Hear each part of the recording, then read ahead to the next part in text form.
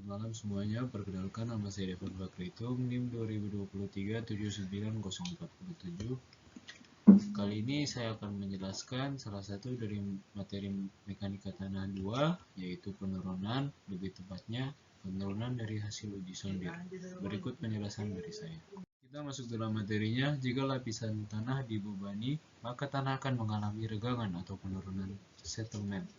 Regangan yang terjadi dalam tanah ini disebabkan oleh berubahnya susunan tanah maupun pengurangan rongga pori atau air di dalam tanah tersebut. Jumlah dari regangan sepanjang kedalaman lapisan merupakan penurunan total tanah. Penurunan akibat beban adalah jumlah total dari penurunan segera dan penurunan konsolidasi. Ada beberapa sebab terjadinya penurunan akibat pembebanan yang bekerja di atas tanah, yaitu yang pertama, kegagalan atau keruntuhan geser akibat terlampauinya kapasitas dukung tanah. Yang kedua, kerusakan atau terjadi defleksi yang besar pada fondasi. Yang ketiga, distorsi geser atau shear distortion dari tanah pendukungnya. Yang keempat, turunnya tanah akibat perubahan angka pori.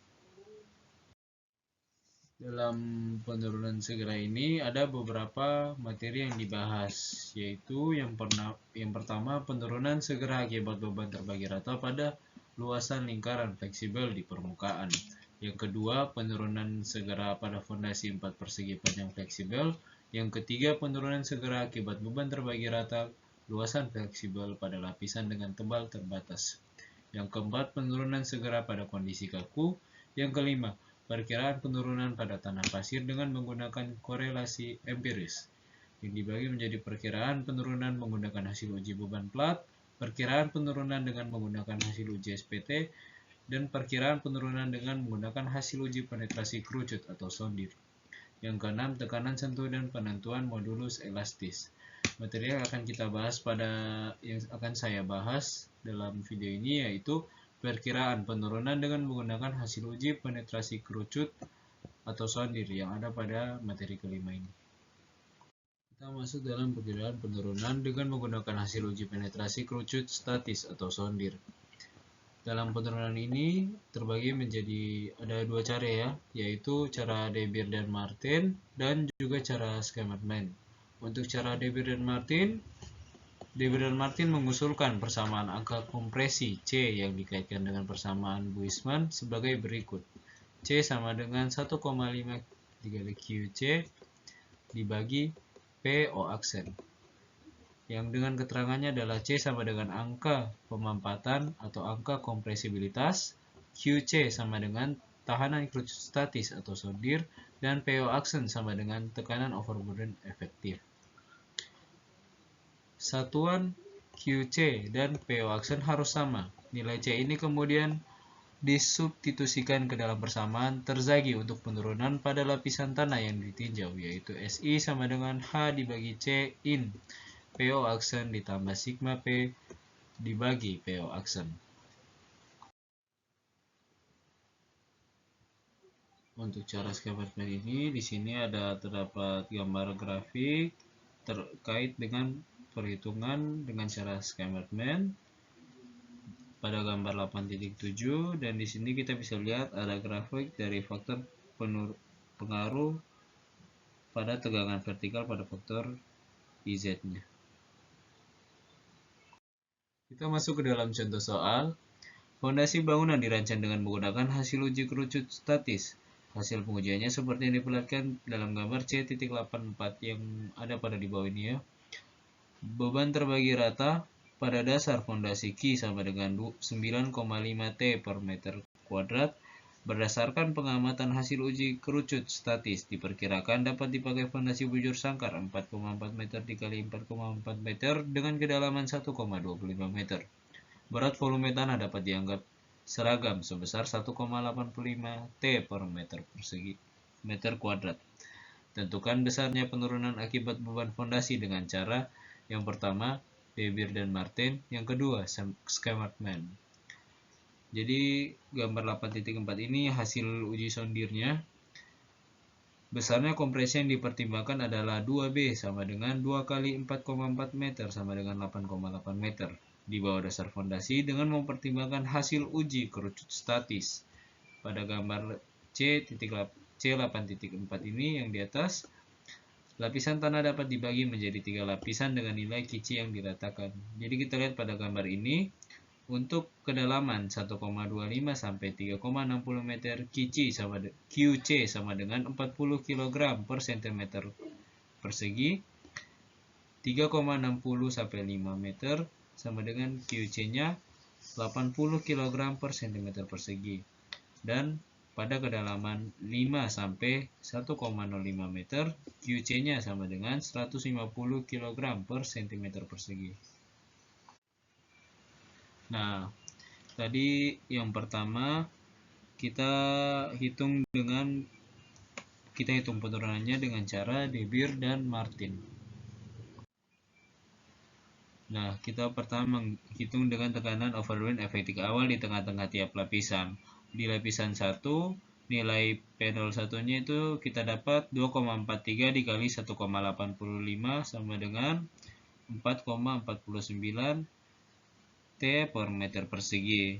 Lalu pada lapisan kedua, PO2 sama dengan 4,30 dikali 1,85 sama dengan 7,96 T per meter persegi.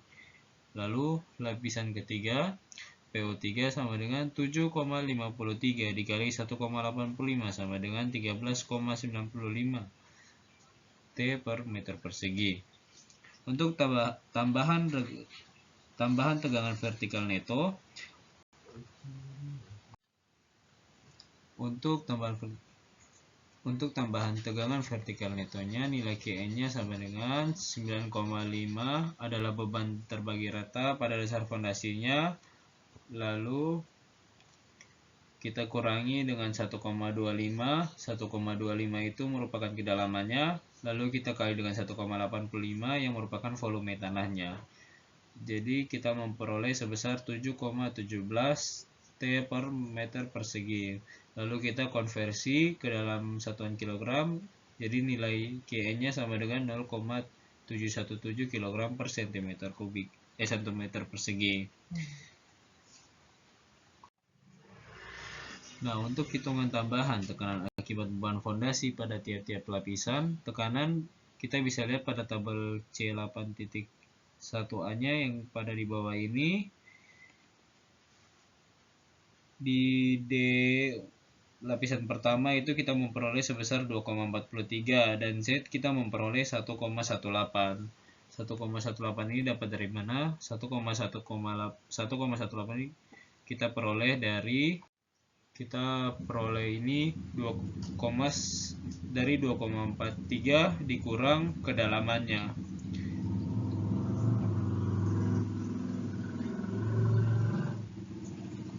Tadi kedalamannya kita ketahui 1,25.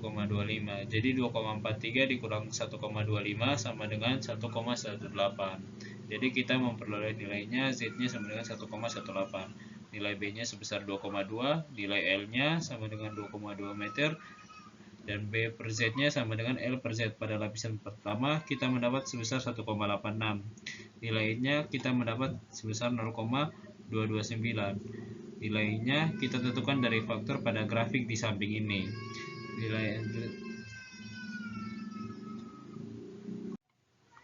Jadi kita lihat pada grafik pada nilai 1,86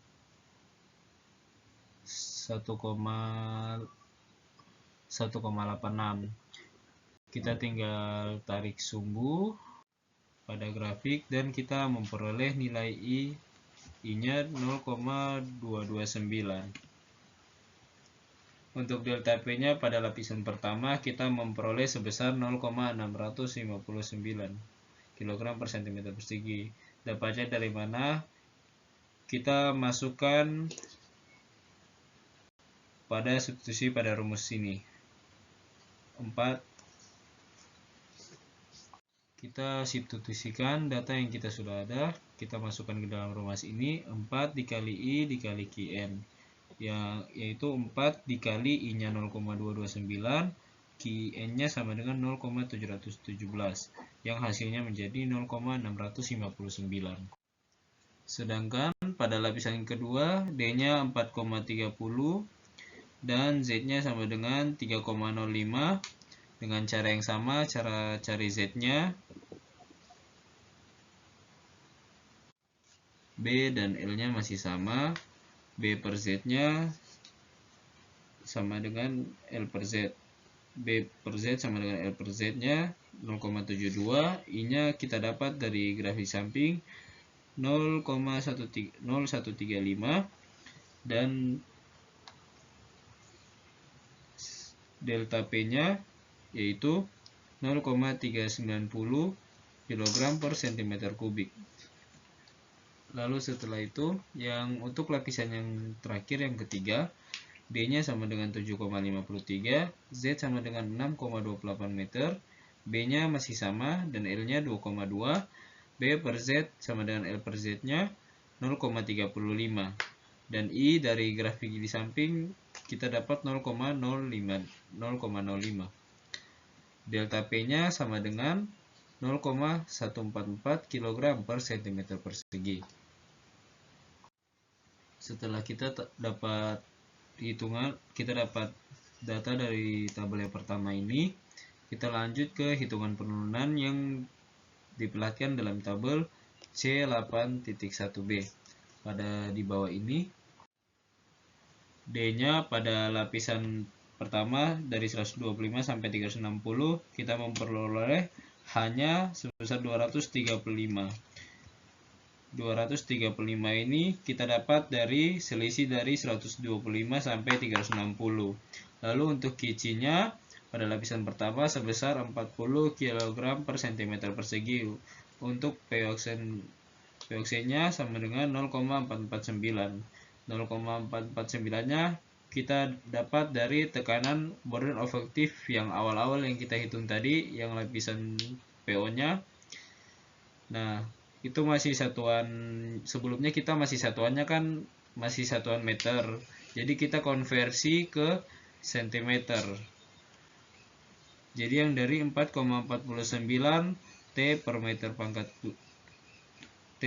pangkat 2 menjadi 0,449 kg per cm persegi.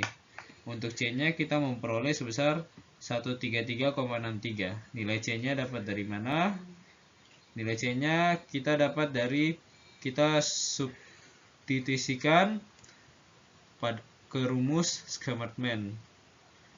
Yang rumusnya itu C sama dengan 1,5 dikali QC dibagi PO aksen. Jadi 1,5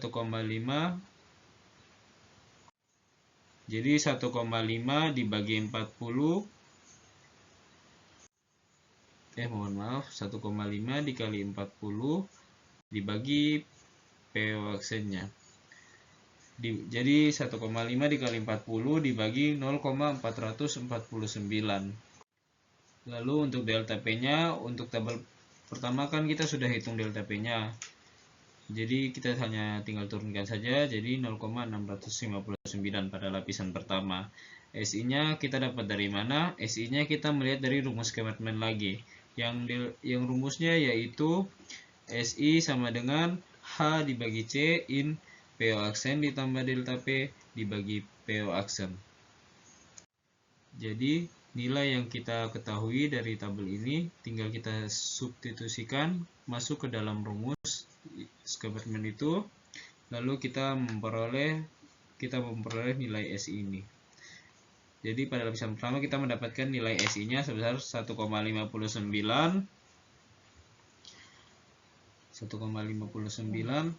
cm. Lalu setelah itu pada lapisan kedua, D-nya sebesar 360 sampai 500.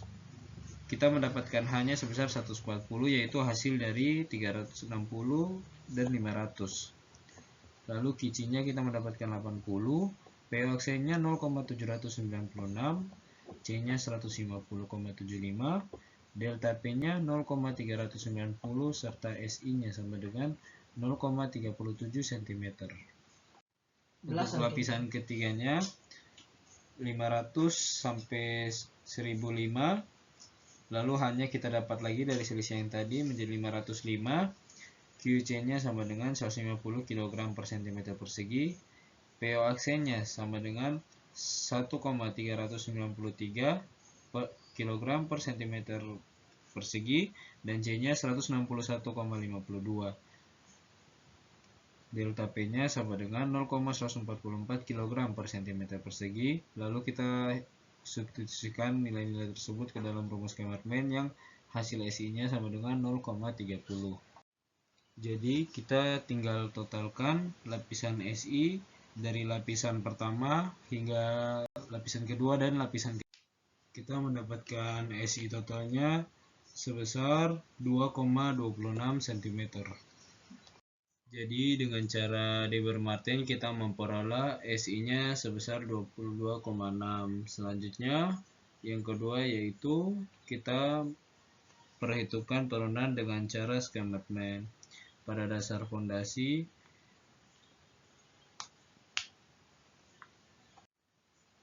digambarkan diagram Kemerman dengan tinggi diagram 2B sama dengan 8,8 meter.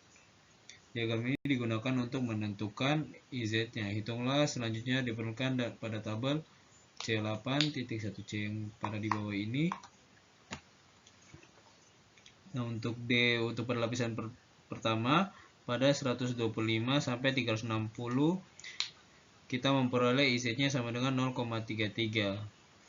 0,33-nya kita lihat dari faktor pengaruh tegangan vertikal pada tabel IZ pada grafik IZ-nya. Terus untuk delta Z-nya sebesar 235 cm. Lalu untuk C1-nya sebesar 0,84 dan C2 sebesar 1,54. C1 dan C2-nya kita dapat dari mana? C1-nya kita peroleh dari tekanan overburden pada dasar fondasi diketahui PO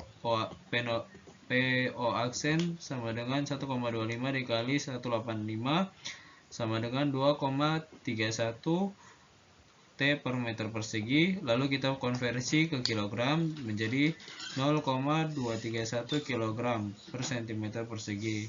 Lalu kita substitusikan ke dalam rumus C1-nya. Rumus C1-nya sama dengan 1 dikurang 0,5 dalam kurung PO aksen 1 dikali 0,5 dikali dengan PO aksen dibagi QN. Jadi 1 dikurang 0,5 dikali 0,231 dibagi 0,717 sama dengan hasilnya adalah 0,84. Sedangkan penurunan pada waktu R sama dengan 50 tahun kita substitusikan pada rumus C2 yaitu 1 ditambah 0,2 log dalam kurung T dibagi 0,1. T itu waktu itunya ya yang 50 tahun tutup kurung sama dengan 1 ditambah 0,2 log buka kurung 50 dibagi 0,1 tutup kurung yang hasilnya adalah 1,54. Selanjutnya untuk nilai QC-nya pada lapisan pertama diketahui 40 kg per cm persegi. Untuk E-nya sama dengan 2 dikali dengan 40 jadi sebesar 80 kg per cm persegi dengan SI sebesar 0,90.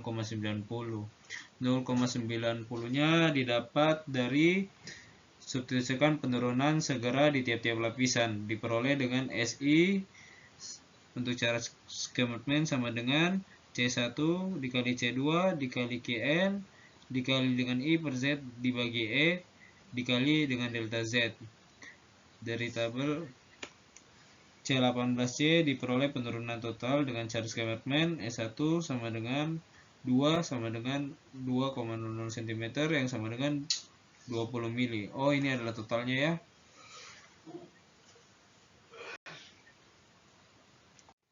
Jadi untuk lapisan pertamanya SI-nya setelah kita substitusikan data-data yang nilai-nilai yang kita ada kita masukkan ke dalam rumus SI dengan cara Kemerman ini kita mendapati